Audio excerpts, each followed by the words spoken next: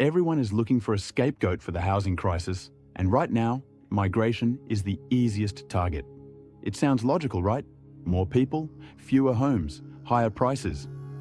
But what if I told you the numbers prove that even if we slammed the borders shut tomorrow, your rent would probably still be sky high? Today, we're looking at the uncomfortable math that the headlines are ignoring. I'm Calinda, and you're watching CalindaReports. Look, I get the frustration. You see the lines at inspections, you see the rental Hunger Games, and you see the migration stats spiking. It's emotional. But today, I'm putting the emotions aside to give you a transparent, numbers-based view of the Australian economy in 2026. Is migration the villain?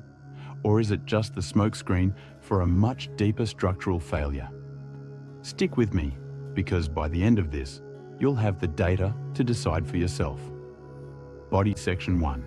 The timeline trap, correlation versus causation. Let's start with a reality check. The narrative is that when the borders reopened after COVID, the rental market went feral. But here's the twist. According to the Reserve Bank of Australia, the biggest jump in rents actually happened before the borders fully reopened.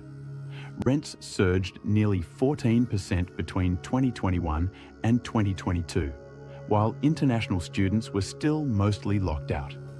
If migration was the primary driver, why was the fire already burning while the gates were still closed? Engagement check. I want to know, before we get into the math, what do you think? Is it too many people or just not enough houses? Drop people or houses in the comments right now. Body Section 2. The missing million. The math. Here is the simple math almost nobody talks about. If COVID never happened and Australia stayed on its pre-2020 trend, we would have welcomed roughly 1.2 million migrants by now. Because of the border shutdown and the catch-up surge afterward, the actual number is about 1.3 million. That's a difference of just 100,000 people over 5 years. Is that enough to collapse an entire nation's housing market? Hardly.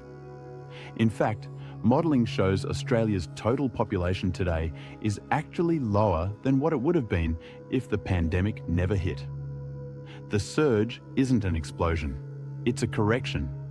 Body Section 3. The danger of slashing migration. Now, you might say, Calinda, just cut the numbers and the problem is solved. But here's the uncomfortable truth.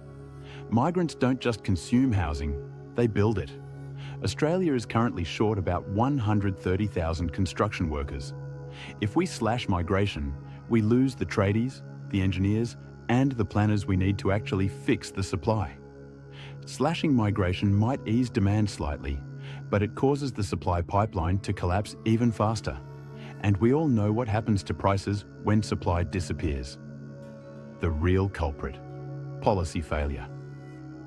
The housing crisis didn't start in 2023. It's been decades in the making. Planning clogs, councils blocking density, demand juicing, government schemes that give buyers more money to spend on the same limited number of houses. Structural failure. We simply stopped building enough homes for the way we live now. Migration didn't create this mess. It just exposed how fragile our system already was. When a house is built on sand, you don't blame the wind for knocking it down. The numbers don't lie. 1.2 million versus 1.3 million. The difference isn't the villain, the structural failure is. But I want to hear your take. Did this data change your perspective, or do you still think the intake is too high for our current infrastructure?